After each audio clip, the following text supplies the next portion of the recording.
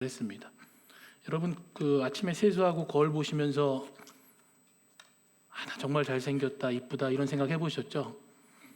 여러분 자신을 여러분이 잘 모르는 겁니다. 우리는 수도 없이 스스로에 대해서 속이고 살아가는 그런 삶을 살아갑니다. 때로는 어떤 얘기를 하냐면요, 저 스스로도 갑작스러운 상황에서 나오는 행동을 보면서 어떤 말을 하냐면요, 내가 왜 이렇게 했는지 모르겠다라는 얘기를 합니다. 나도 내가 왜 이러는지 모르겠다. 그 말은 뭐냐면요, 그만큼 나 자신을 내가 모른다라는 겁니다.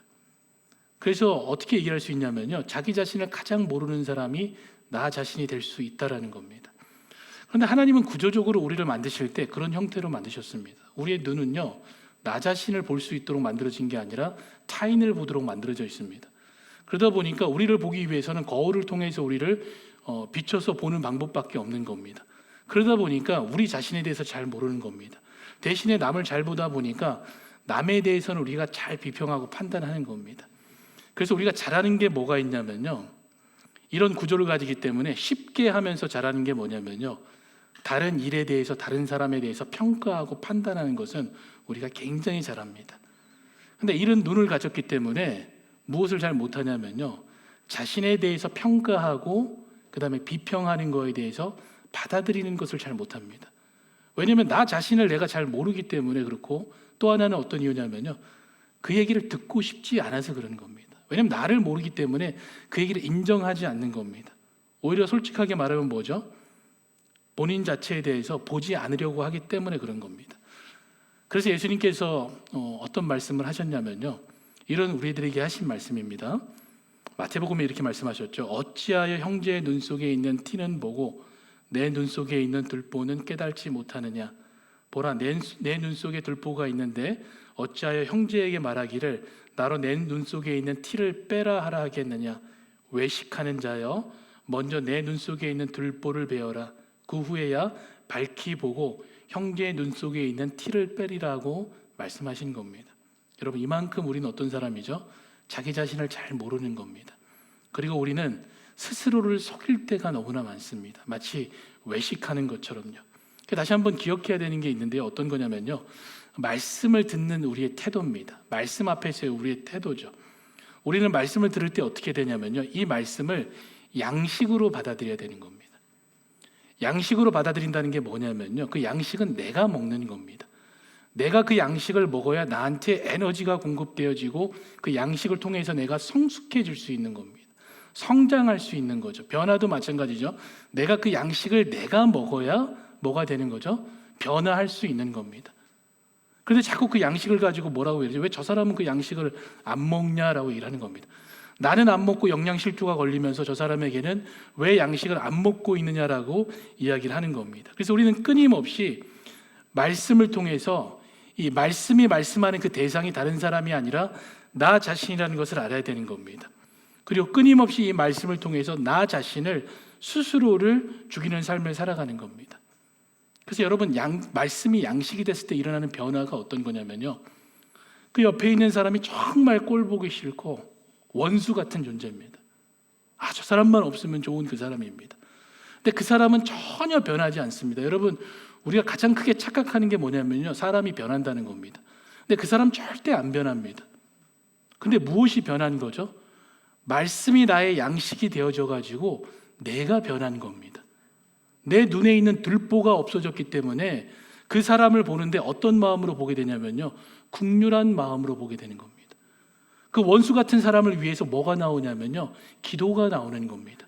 그게 뭐가 되냐면요, 말씀이 양식이 되어서 내 삶의 변화를 일으키는 겁니다. 그리고 더 나아가서 어떻게 되냐면요, 나에게 안 좋게 했던 그 말들, 안 좋게 대했던 그 모든 태도들, 그 깊은 상처를 받았지만 어떤 생각을 하게 되냐면요, 이것도 하나님께서 저 사람을 통해서 나를, 내 믿음을 더 견고케 하시기 위해서 그 사람을 사용하셨구나. 저 말은 저 사람이 한 게 아니라 하나님께서 그 입술을 빌려서 나에게 하신 말씀이구나라는 그런 생각이 우리 가운데 있으면서 믿음이 더 견고해지는 겁니다. 그래서 우리는 말씀을 들을 때마다 이러한 양식의 개념으로 말씀을 받아들여야 됩니다. 그래서 우리가 믿음의 여정을 걸어가면서 주의해야 될 게 뭐냐면요, 스스로를 속이는 겁니다. 나는 괜찮다라는 생각이죠. 나는 이만하면 됐다, 이 정도 교회 봉사생활하고 이 정도 말씀 듣고 살아가면은 나는 괜찮다라는 그 생각을 우리가 버려야 되는 겁니다. 여러분, 그거는 스스로를 속이고 있는 겁니다. 스스로의 눈을 가리고 있는 모습이 바로 그런 모습이 되는 겁니다. 여러분, 고린도 교회 성도들이 바로 지금 이런 모습들이었습니다. 이 사람들이 늘 자랑했던 게 뭐냐면요, 나는 고상한 지식이 있다는 겁니다. 특별한 지식을 갖고 지혜를 가지고 살아간다는 겁니다. 한마디로 이거죠. 난 당신들보다 좀 낫다라는 그런 생각을 이 사람들이 가지고 있었던 겁니다. 그런 고상한 말과 함께 여러 가지 그 철학을 가지고 이야기했던 사람들이 오늘 본문에 보면요, 교회에서 일어난 아주 지극히 작은 일입니다. 그 작은 일 하나도 스스로 해결하지 못하고 있었던 겁니다. 정말 아이러니한 거죠. 그렇게 지혜롭고 지식이 있다는 사람들이 여기서 말하는 지극히 작은 일은 뭐냐면요, 사소한 일입니다. 그러한 사소한 일도 하나를 해결하지 못하는 겁니다. 더 명확하게 말하면요, 하나님의 말씀의 기준을 가지고 그 사소한 일 하나도 정확하게 해결하지 못하고 있다는 겁니다. 그러면서 자신들은 어떻게 하죠? 본인들이 아주 고상한 사람이라고 이야기를 하는 겁니다. 여기서 말하는 그 지극히 작은 일들을 저희가 생각해 보면 공동체 안에서 일어나는 일들입니다. 그러니까 관계 속에서 일어나는 일들이죠. 대표적으로 관계 속에서 일어나는 일들은 어떤 게 있냐면요, 말에 대한 문제입니다. 우리가 잘 알죠. 말에 대한 문제가 많고요, 행동에 대한 문제입니다. 태도죠. 그리고 세 번째는 이 모든 것을 포함해 가지고 드러나는 겁니다. 기득권에 대한 부분입니다. 근데 이 기득권이 뭐하고 연결되냐면요, 본인의 감정하고 연결됩니다. 그래서 이것을 자존심의 문제라고도 표현할 수 있습니다. 그래서 사소한 일들은 이 자존심의 문제가 기득권의 문제로 확정되면서 말과 행동으로 우리 가운데 드러나는 겁니다. 한 예입니다. 예를 들어서 농담이라는 것도 우리가 서로 가까운 사이에서 하는 게 농담입니다. 그래서 저는 그 거리를 친밀한 거리 가운데서 할 수 있는 게 농담이 되는 겁니다. 그런데 그런 농담이 때로는 어떻게 되냐면요, 다른 사람에게 오해를 만들 소지가 있는 겁니다. 오해를 만들게 되면 그걸 가지고 무엇이 이제 상하게 된 거죠?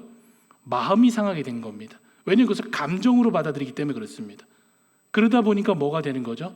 그 가운데 사소한 문제가 만들어지게 되어지는 겁니다.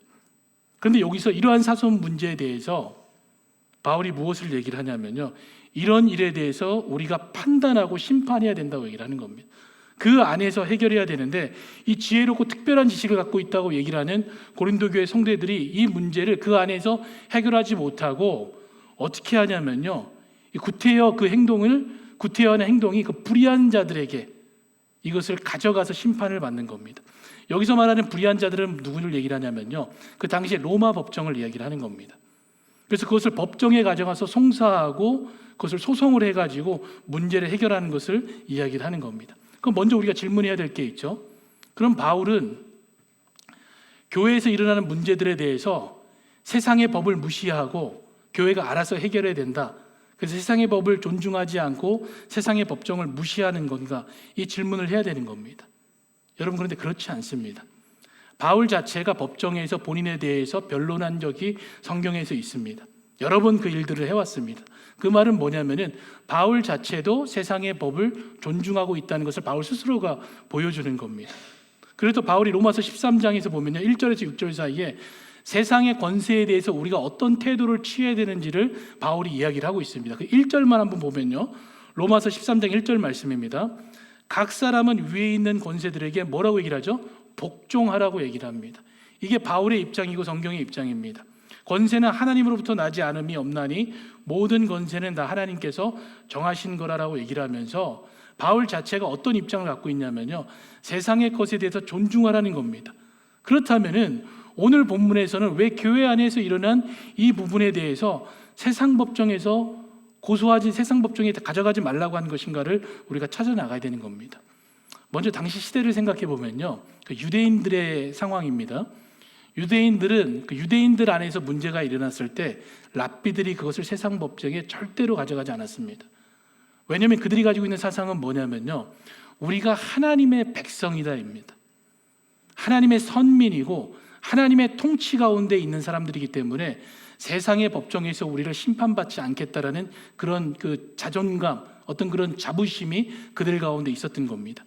그래서 유대인들은 스스로 자기들의 체계를 만들고 기관을 만들어서 이런 일들에 대해서 스스로 문제를 해결했던 겁니다. 그래서 유대인들이 가지고 있는 가장 중요한 두 기관이 이러한 문제를 해결하는 법적인 기관이 있었고 회당이라는 기관이 있어서 그것을 통해서 이 문제를 해결해 왔던 겁니다. 이런 부분들이 포함이 됩니다. 그리스도인들도 마찬가지죠. 우리도 이제는 옛 것이 아닙니다. 세상의 것이 아니라 이제는 예수 그리스도 안에서 거듭난 하나님의 백성으로 살아가는 사람들입니다. 그래서 우리의 모든 가치 기준이 이제는 변한 겁니다. 세상의 가치 기준을 가지고 살아가는 게 아니고요, 말씀의 기준을 가지고 그것을 판단하고 평가하면서 살아가는 새로운 피조물로 우리가 살아가게 되어지는 겁니다. 그렇기 때문에 이제는 우리 안에서 일어나는 부분에 대해서 우리가 생각해야 될 게 뭐냐면요, 세상의 기준이 아니라 말씀의 기준을 가지고 우리가 그것을 생각하고 그것을 결정해 나가야 된다는 의미에서 바울이 이렇게 이야기를 하는 겁니다. 그래서 바울은 성도들에게 가장 먼저 이것을 알게 하기 위해서 무엇을 기억하게 했냐면요, 지금 성도들의 위치입니다. 세상 속에서 성도들이 어떤 위치에 있는지를 먼저 알게 한 겁니다. 그게 2, 3절입니다. 2, 3절에 보면 성도의 위치가 어디라고 표현하냐면요, 세상을 판단하고 천사들까지 판단하는 그 위치에 있다라고 얘기를 합니다. 놀라운 위치죠. 여기서 말하는 천사는 영적으로는 인간보다 탁월한 존재들입니다. 근데 여기서 말하는 천사는 뭐 이렇게 표현하기는 좀 그렇지만 착한 천사와 나쁜 천사가 있다면 하나님께서 가둬둔 나쁜 천사들에 대해서 우리가 심판하게 된다는 겁니다. 그럼 이 생각이 바울이 어디에서부터 왔냐면요, 예수님께로부터 온 생각입니다. 한번 말씀 보겠습니다. 마태복음 19장 28절입니다. 예수님께서 하신 말씀입니다. 예수님께서 이르시되 내가 진실로 너희에게 이르노니 세상이 새롭게 되어 인자가 자기 영광의 보좌에 앉을 때에 나를 따르는 너희도 12보좌에 앉아 이스라엘 12지파를 심판하리라고 얘기를 하신 겁니다. 지금 우리가 이런 위치에 있는 사람들인데 어떻게 교회 안에서 일어나는 그 사소한 문제를 가지고 세상의 심판을 받으려고 하냐라고 지금 바울이 이야기를 하는 겁니다. 여러분, 여기서 말하는 것은 아까 얘기하신 대로, 아까 제가 말씀드린 대로 사소한 일들입니다. 사소한 일이라는 것은 뭐냐면요, 일반 상식으로도 해결할 수 있는 문제라는 겁니다. 일반 상식으로도 해결할 수 있는 이 문제가 기득권의 문제가 되고 감정의 문제가 되었기 때문에 그것을 교회 안에서 해결하지 못하고 세상 법정까지 가져갔다는 겁니다. 그렇기 때문에 바울이 이것을 가지고 우리 가운데 우리의 위치를 기억하게 하는 겁니다. 동시에 또 어떤 것을 보게 하냐면요, 고린도 교회의 현주소를 보게 하는 겁니다. 지금의 위치를 알게 하는 겁니다. 본인 스스로들이 속이고 있는 거죠. 자기들은 어떤 사람이라고 표현하냐면요, 고상한 사람이라고 얘기를 합니다. 나는 그렇지 않다라고 표현하고 하나님의 지혜를 많이 알고 있고 지식에 특별한 지식을 갖고 있는 사람이라고 얘기를 하는데요, 그런 사람들이 이 정도 일도 해결하지 못하는 그 어리석음을 드러내면서 어떻게 그런 사람이라고 얘기를 하는 겁니다. 지금 자신들의 위치를 얘기를 하면서 너희들이 얼마나 스스로를 속이고 있는지를 보라고 말하는 겁니다. 그래서 4절, 5절을 보면요, 바울은 이렇게 사소한 일들이 너희 가운데 있을 때에 형제들 중에서 가장 경히 여김을 받는 자, 여기서 경히 여김을 받는 자는 누구냐면요, 교회 안에서 가장 연약하고 이런 언어를 사용할 수는 없지만요, 가장 무시를 받는 그 사람을 세워서 그 문제를 처리하라는 겁니다. 이거는 풍자적인 표현입니다. 그 어리석고 무식한 사람이라도 이 문제를 해결할 수 있는데 어떻게 너희들이 이 문제도 판단하지 못하고 있느냐라고 이야기를 하는 겁니다. 그렇기 때문에 5절을 보시면은 너희 가운데 그 형제 간의 일을 판단할 만한 지혜 있는 자가 이같이 하나도 없느냐라고 책망하고 있는 겁니다. 여러분, 이 그 형제와 형제 간의 문제를, 공동체 안에서 일어나는 문제죠, 그것을 그 안에서 해결하지 못하면요, 이미 그것은 승패가 난 겁니다. 바울의 입장에서 보면요, 이미 승패가 난 일이나 마찬가지라고 바울이 표현합니다. 그것을 알 수 있는 게 뭐냐면 7절입니다. 7절에 보면요, 너희가 피차 고발함으로 너희 가운데 이미 뚜렷한 허물이 있으니라고 얘기를 했습니다. 여기서 허물이라는 단어는요, 헥테마라는 단어입니다. 이 헥테마는요, 옛날 초대 교부들이 어떤 의미로 사용했냐면요, 패배하다라는 단어로 사용한 겁니다. 그래서 이미 여기서 허물이 있다는 것은 뭐냐면요, 너희들이 이미 뚜렷하게 패배했다는 겁니다. 그럼 무엇에 대해서 패배를 한 걸까요? 우선은 도덕적인 부분에서 패배했다는 겁니다. 왜냐하면요, 교회 안에서 일어난 작은 일들 중에 대표적인 하나가 뭐죠? 돈에 대한 문제입니다. 돈을 빌려주고 갚는 문제죠. 그래서 성경에서는 그 문제에 대해서 다루고 있는 것을 우리가 알고 있습니다. 그런데 세상의 기준에 봤을 때도 도덕적으로 그것이 옳지 않은데도 불구하고 교회가 뭐라 하는 거죠? 그것을 말씀의 기준으로 해결하지 못하고 있는 겁니다. 그러면서 그것을 세상에 가져가서 송사하고 있기 때문에 세상의 관점에서 봤을 때 뭐라고 하는 거죠? 아이고, 교회가 저것도 해결하지 못하냐라고 이야기를 하기 때문에 이미 뭐가 된 거죠? 도덕적으로 패배한 겁니다. 그래, 교회는 어떤 교회죠? 하나됨입니다. 공동체죠. 그런데 공동체가 지금 뭘 하고 있냐면요, 이 사소한 일로 서로가 서로에게 송사하고 있는 겁니다. 그래서 공동체가 하나됨이 뭐가 됐냐면요, 이미 파괴되어진 겁니다. 그래서 이 패배는 뭐냐면요, 공동체적인 패배가 되어지는 겁니다. 하나됨이 망가져 나가는 거죠. 그리고 교회의 그 핵심이 뭐죠? 교회의 핵심 바로 사랑입니다. 말씀 전체가 예수님의 희생적 사랑을 우리에게 가르치고 있습니다. 이 사랑 안에서는요, 어디까지 사랑하라고 얘기를 했냐면요, 원수까지도 사랑하라고 우리에게 가르쳤습니다. 근데 우리는 원수는커녕 자기의 자존심 조금 건드려 가지고 그 건드린 사람에 대해서 어떻게 하는 거죠? 송사하는 겁니다. 어떤 패배죠? 영적인 패배고 사랑에 대한 패배가 우리 가운데 있는 겁니다. 그렇기 때문에 이 개역개정에서는요, 이것을 번역할 때 이 핵테마를 이 뚜렷한 허물이라고 얘기를 하는 겁니다. 왜냐하면요, 밖에서 이 장면을 보면요, 그게 뭘로 보이는 거죠? 흠으로 보이는 겁니다. 허물로 보이는 거죠. 그래서 지금 세상이 교회를 가지고 뭐라는 거죠? 비평하고 비난하는 겁니다.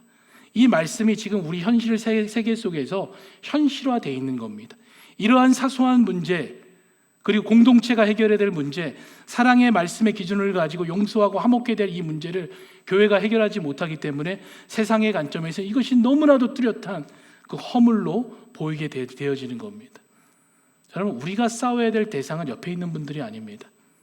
싸워야 할 대상이 성경에서 명확하게 정해지고 있습니다. 한번 에베소서 말씀 보겠습니다. 에베소서 6장 12절의 말씀입니다.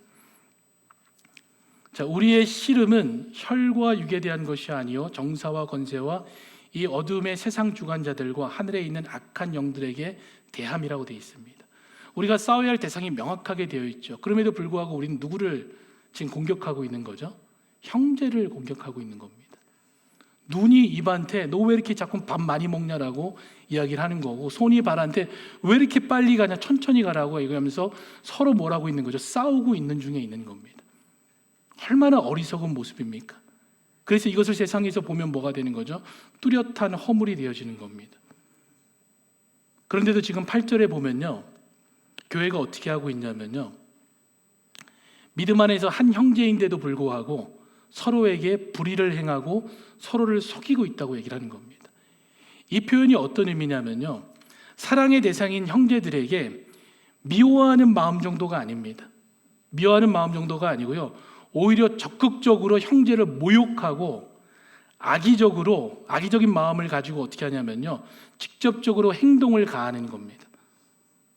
그게 지금 어떤 모습으로 그려준 거냐면, 이 단어의 출처가 어떤 모습으로 그려주냐면요, 강도가 들어와 가지고 그 사람의 물것을 다 빼앗아 가는 겁니다. 그래서 빼앗아 가다라는 의미가 여기 포함되어져 있는 겁니다. 우리가 누구한테 그러는 거죠? 형제한테 지금 그의 물건을 강도짓하고 있는 게 뭐냐면요, 여기서 말하는 이 불의하고 그 다음에 또 이 그런 행동을 속이는 모습을 드러내는 겁니다. 그리스도 안에서 회복하고 사랑하고 희생적인 사랑이 드러내야 되는데 오히려 어떻게 하고 있는 거죠? 상습적으로, 왜냐하면 이 단어가 현재형으로 되어 있습니다.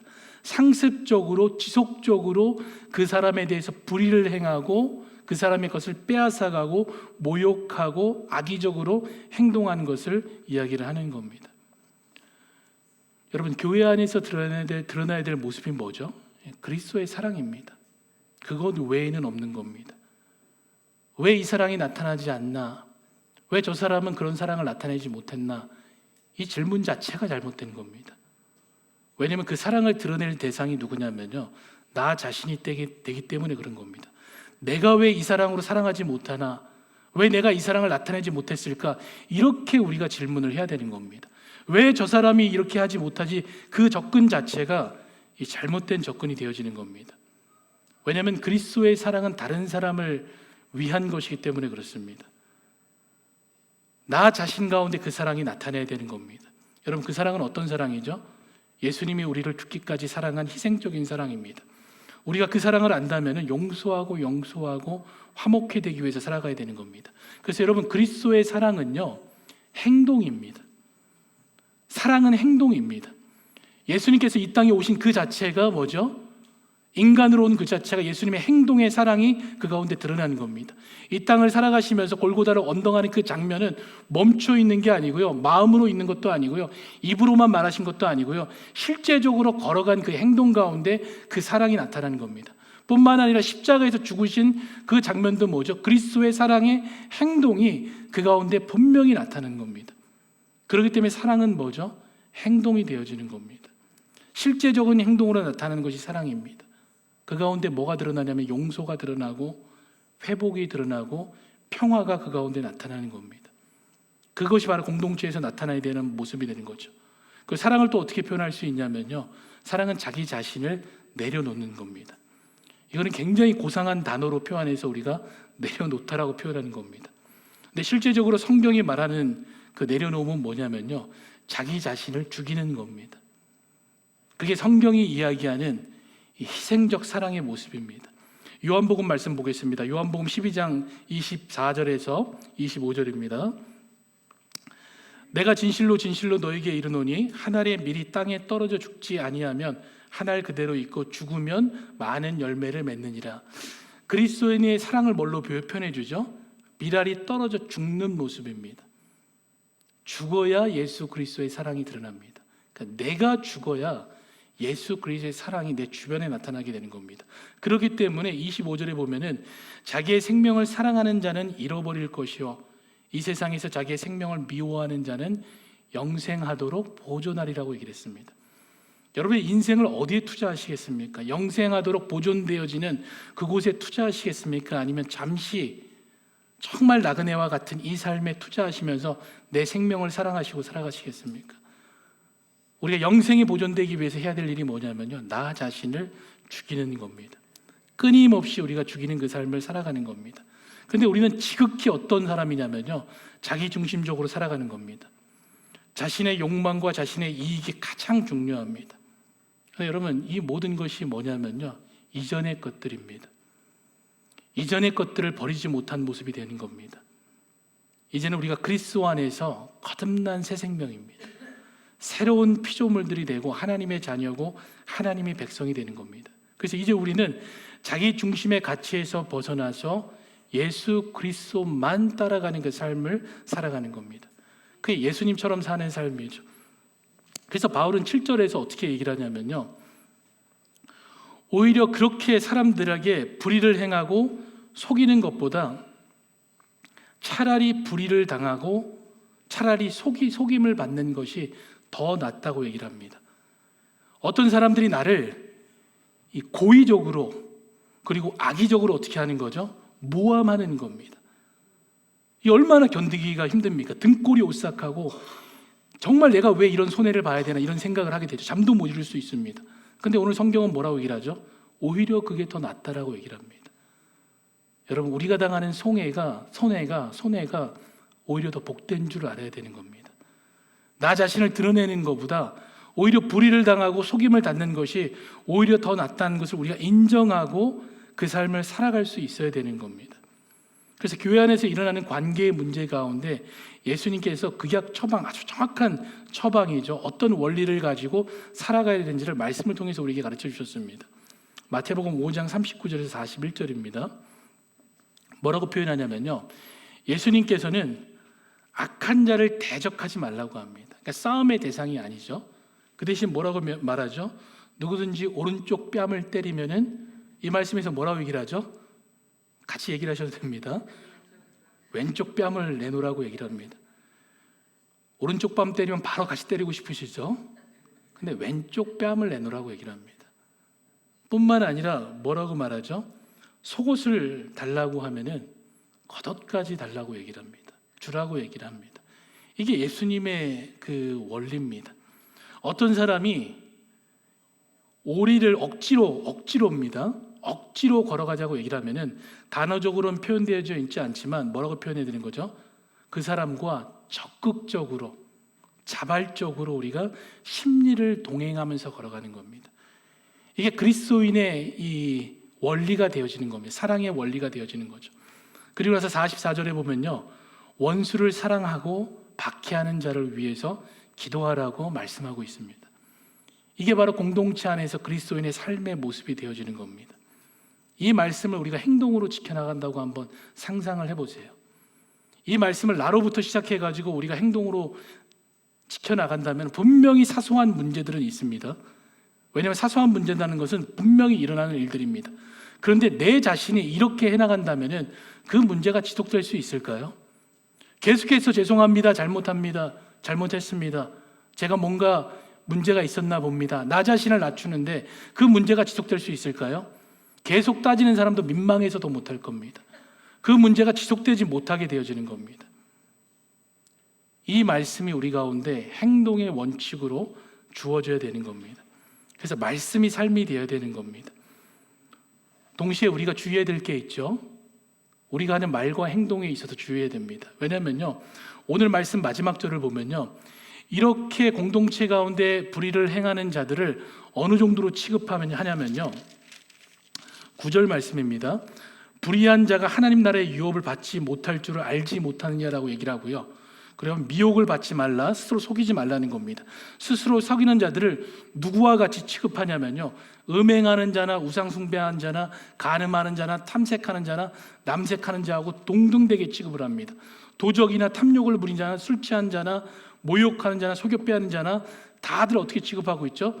동등하게 취급하면서 하나님의 나라의 유업을 받지 못한다고 얘기를 하는 겁니다. 이 사소한 것 같지만 이것이 사소한 것이 아니라 얼마나 엄중한 것인지를 우리가 알아야 되는 겁니다. 그렇기 때문에 더더욱 우리가 어떻게 되죠? 말과 행동에 있어서, 그리고 교회 안에서 일어난 이러한 문제들을 해결하는 과정에서 말씀의 기준을 가지고 나부터 손해보는, 그것도 자발적으로 손해보는 일에 우리가 순종하는 그 삶을 살아가야 되는 겁니다.